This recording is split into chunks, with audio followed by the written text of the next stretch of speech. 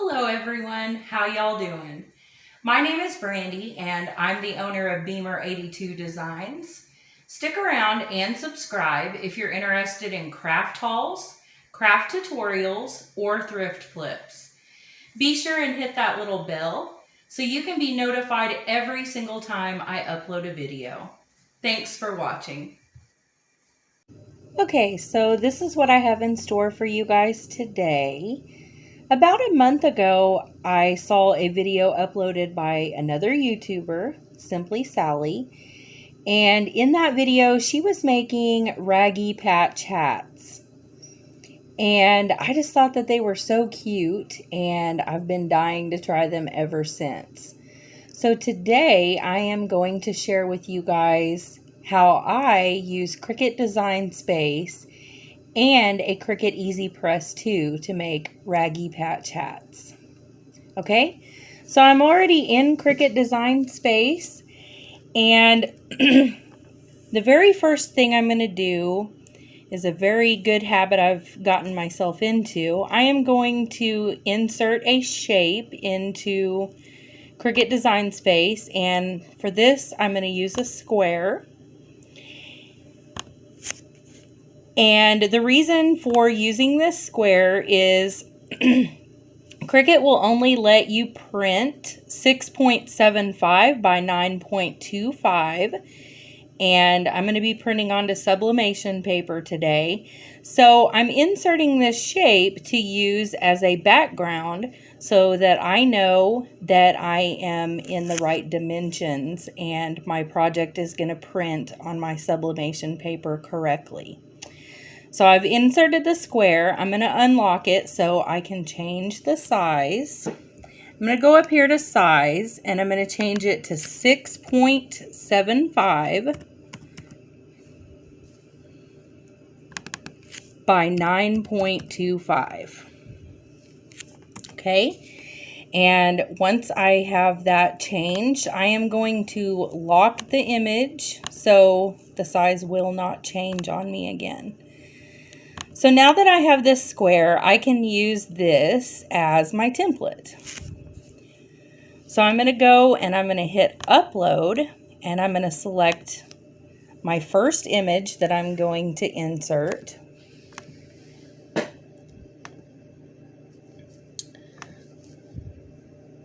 Going to click insert image. And once this image gets into Cricut, I am going to have to resize it. For the particular hats that I'm using today, I am going to need to resize these images to no greater than 4 by 4. So I'm going to unlock that image and I'm going to change it to 4 by 4. And then I'll lock it back down so it cannot change. And then I'm going to go back to upload and I'm going to select my second image.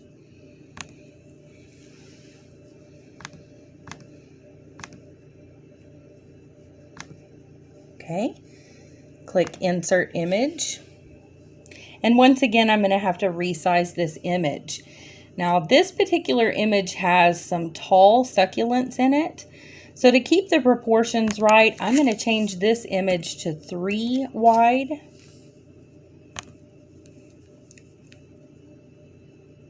By 4 high. Okay, I'm going to lock that image. Okay, and then I'm going to go and click upload and I'm going to select my final image. I can fit about 3 images onto this template. So I'm going to select, I believe this camo one will do. I'm going to click insert image and once more we are going to resize this image to 4 by 4.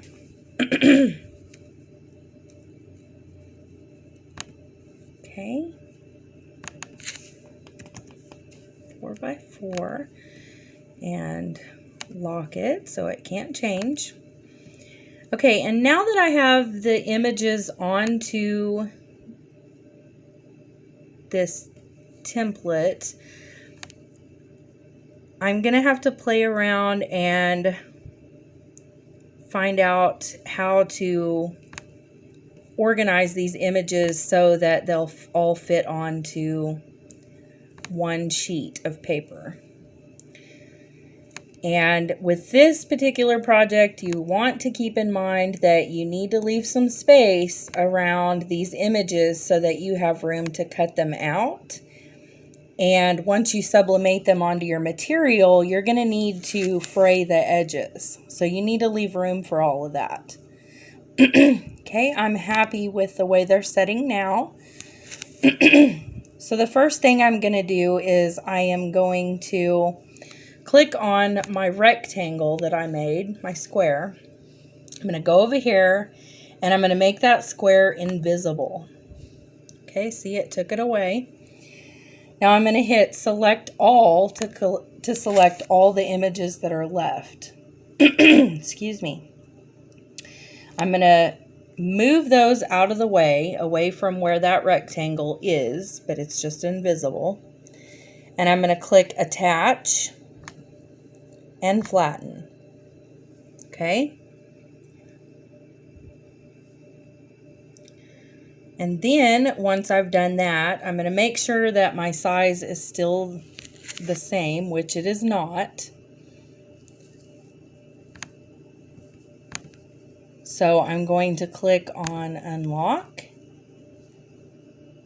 And I'm going to change this to, again, 6.75 by 9.25. Okay. I'm going to lock that back down. And then I'm going to come back over here to my square. And I'm going to click on it. I'm going to make it visible again. So there it is again. I'm going to click on it and then I'm just going to hit delete because I do not need that anymore. So I'm going to hit delete and there it goes.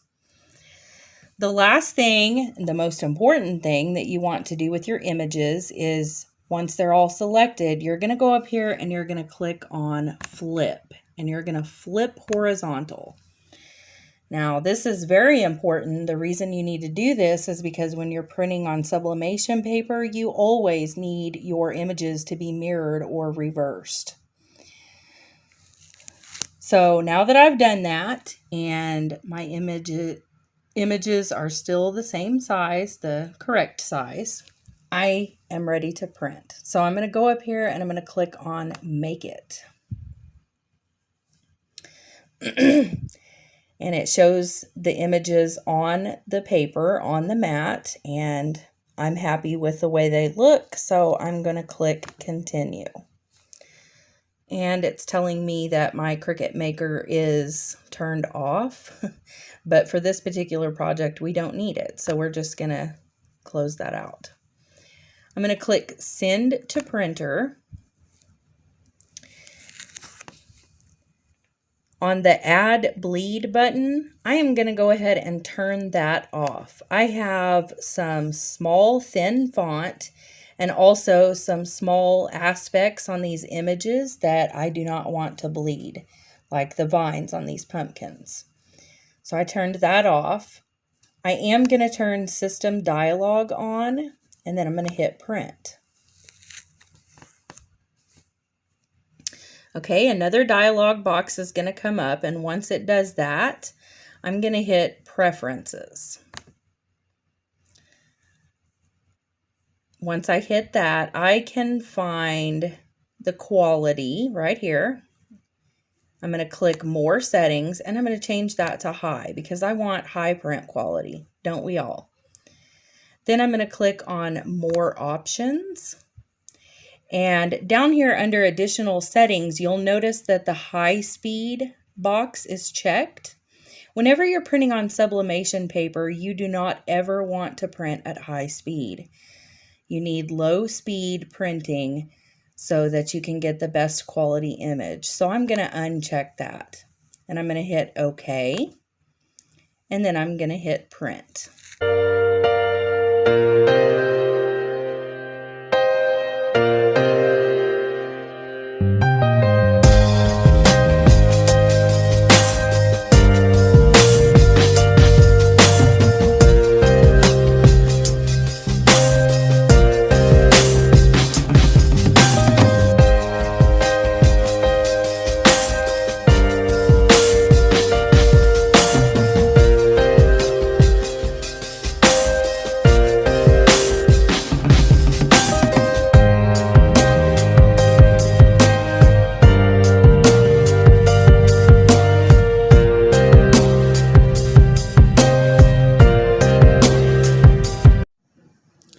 So it's not necessary to cut each individual image out. The only thing you need to cut out are these the black registration marks that are around the image. So you just need to cut those out so they don't get sublimated onto your material. Okay, and so the next thing you need to do is you need to cut out your material to fit the sublimation paper.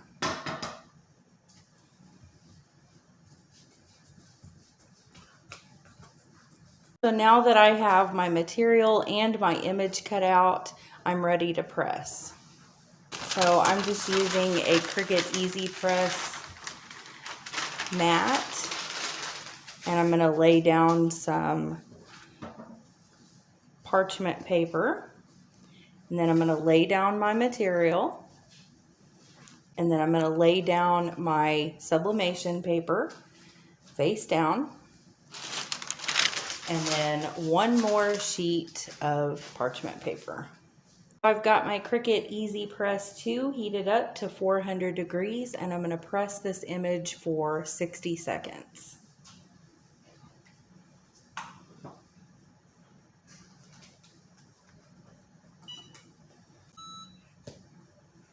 Okay.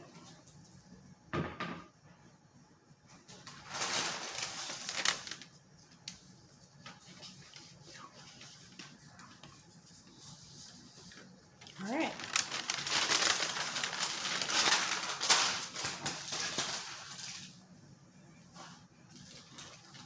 And the colors turned out beautiful.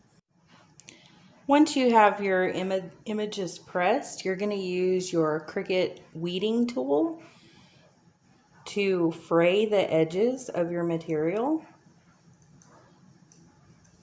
And you're just going to do this on each one of your images until your eyes are happy.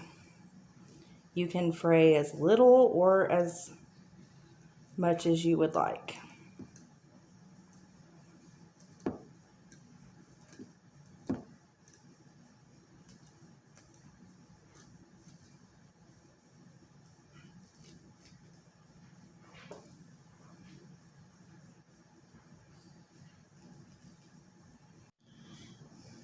Once you have gotten your sublimated image to the condition you want it in, you are going to apply Fray Check to all of the edges.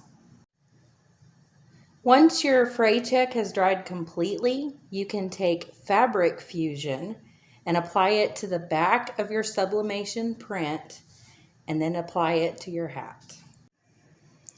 Oh my goodness, guys, I am absolutely in love with how these hats turned out. Each one has its own unique design and unique personality to it. Don't forget to hit subscribe and also click the little bell so you can be notified every time I post a new video. Thank you guys for watching and have a great day.